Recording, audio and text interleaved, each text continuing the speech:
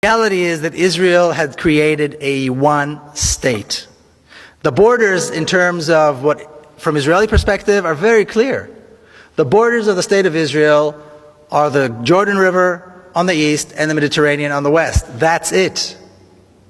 If you look at Israeli school books, if you look at weather maps, if you look at any official maps of the state of Israel, it is absolutely clear.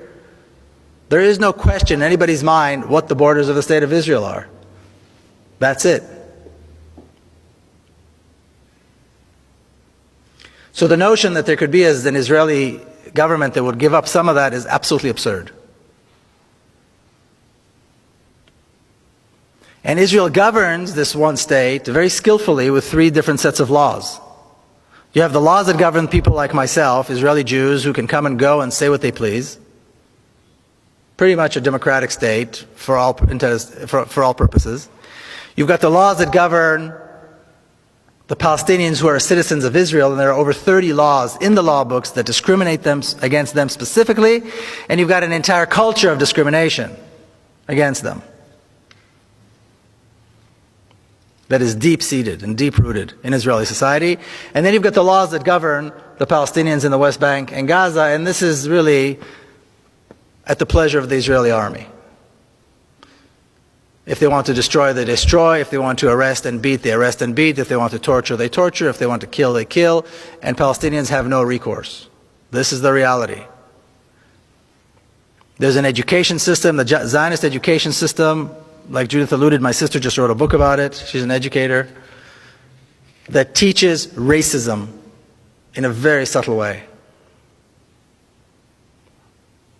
There's a bureaucracy, an entire bureaucracy, that is dedicated to making life impossible for Palestinians through all kinds of restrictions and permits and requirements that are absolutely uncalled for and unnecessary, but are all given and provided under the guise of security. And then you've got the Israeli army, which I like to refer to as one of the best trained, best equipped, best fed terrorist organizations in the world. And yes, they have generals and they have nice uniforms, but their entire purpose is terrorism.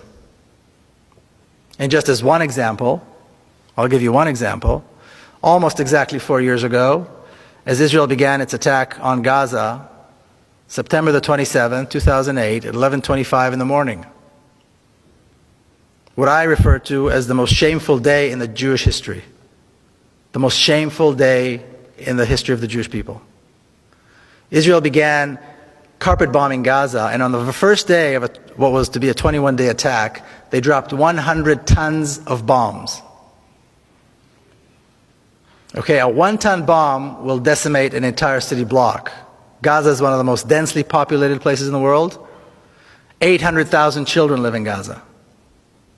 11:25 is exactly the time when the morning school shift and the afternoon school shift change. So all the kids are in the streets. All the children are on the streets.